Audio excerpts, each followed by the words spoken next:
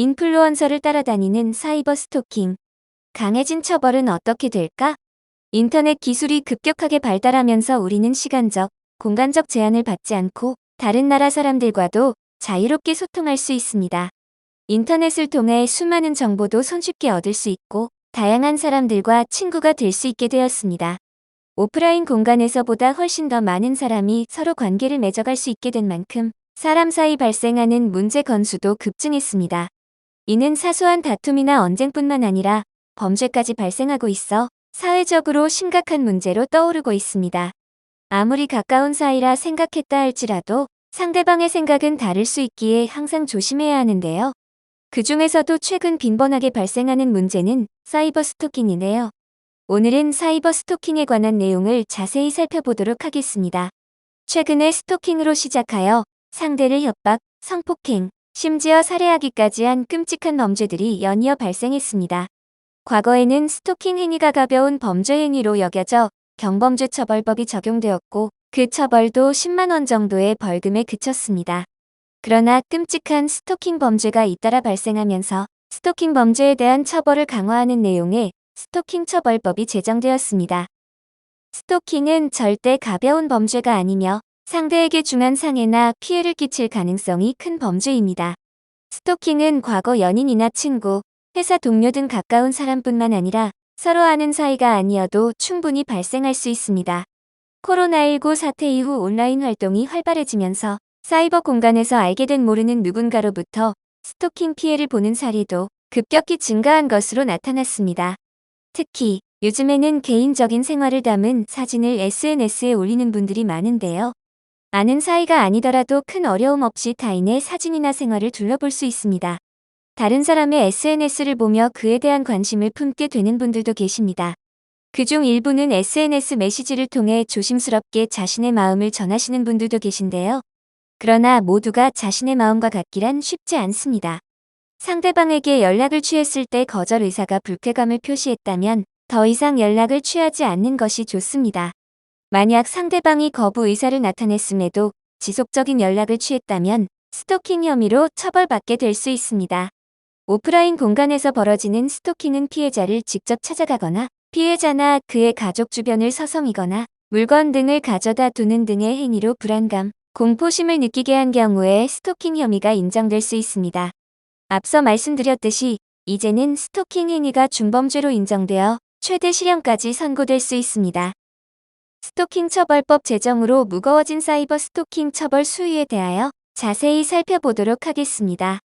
글, 말, 부호, 음향, 그림, 영상 등을 지속적으로 반복하여 상대에게 전달하였다면 본죄가 성립될 수 있으며 스토킹 행위가 인정될 때는 3년 이하의 징역이나 3천만 원 이하 벌금형에 처해질 수 있습니다.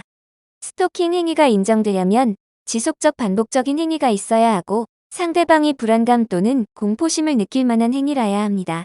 온라인 공간에서 알게 된 상대에게는 전화를 걸거나 SNS 메시지나 문자 등의 수단으로 지속 연락하면서 공포심 또는 불안감을 일으켰다면 사이버 스토킹 혐의가 적용될 수 있는데요. 사이버 스토킹의 경우 단순히 전화, 문자를 하였다는 사실만으로 혐의가 인정되기는 어렵습니다. 가해자가 피해자가 원치 않는데도 문자나 전화 등으로 연락을 반복적으로 행했다면 본죄가 인정될 수 있습니다. 사이버 스토킹의 경우 사안에 따라서는 통신 매체 이용 음란죄로 처벌을 받게 되는 경우도 있습니다. 통매음 혐의가 인정되려면 자기 또는 다른 사람의 성욕을 유발하기 위한 목적으로 음란한 내용을 담은 말이나 글, 사진 등을 온라인으로 전달하면 처벌될 수 있습니다. 스토킹과 통매음 두 가지 혐의를 모두 받게 된다면 처벌을 더욱 가중될 수 있는데요.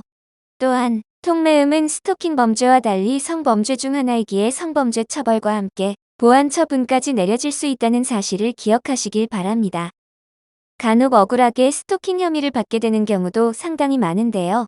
스토킹 범죄는 오간 내용이나 당시 발생한 구체적인 상황에 따라서 받게 되는 혐의가 달라질 수 있기에 적절하게 대응하기 위해서는 전문 변호사의 도움을 받으시는 것이 현명합니다. 또한 어떻게 주장하느냐에 따라 받게 되는 혐의나 재판 결과도 크게 달라질 수 있으니 사이버 스토킹 처벌 위기에 놓였다면 전문 변호사에게 조언을 구하시는 것이 현명합니다. 온라인상에서는 서로 얼굴을 마주 보지 못한다 하여 더욱 가볍게 행동하는 경향도 많이 보이는데요.